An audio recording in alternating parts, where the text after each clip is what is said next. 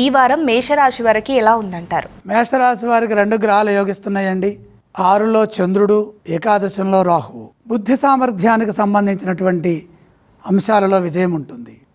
మనోబలము చంద్రుడు ప్రసాదిస్తారు. ప్రధానంగా బుద్ధి బలంతో విజయాలు సాధించాలి.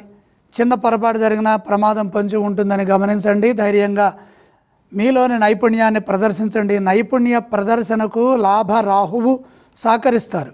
మానసిక శక్తిని ఉపయోగించాలి. అప్పుడే కార్యసిద్ధి లభిస్తుంది. ఎంత కష్టపడితే అంత ప్రతిఫలం అందుతుంది కాబట్టి అధికంగా శ్రమించాలి. గ్రహదోషం గోచరిస్తుంది కాబట్టి ప్రతి అడుగు ఏకాగ్రతతో వేయాలి. ఇతరుల విషయాల్లో కలగజేసుకోకుండా సొంత విషయాలపై సొంత నిర్ణయాలు తీసుకొని పనిచేయాలి. శ్రద్ధ ఎక్కువగా పెట్టాలి. కుటుంబ సభ్యులతో కలిసి ఎప్పటికప్పుడు సంభాషిస్తూ ఉండాలి. ప్రతి విషయాన్ని కూలంక్షంగా దాపరికం లేకుండా దగ్గర వారితో చర్చించిన తర్వాతే కార్యాచరణలోకి దిగాలి.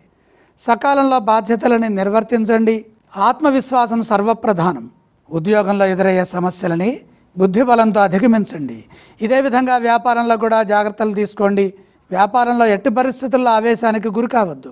ఉన్న వ్యాపారాన్ని జాగ్రత్తగా కాపాడుకోవాలి. వారం మధ్యలో ఒక మంచి జరిగే అవకాశం ఉంది.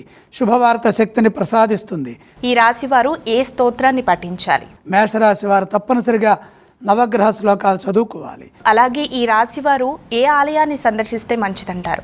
7 గ్రహాలు వ్యతిరేకిస్తున్నాయి. తప్పనిసరిగా గ్రహాలని దర్శించండి.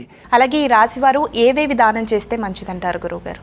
నవధాన్యం నవగ్రహాల దగ్గర ఉంచి నమస్కారం చేయండి.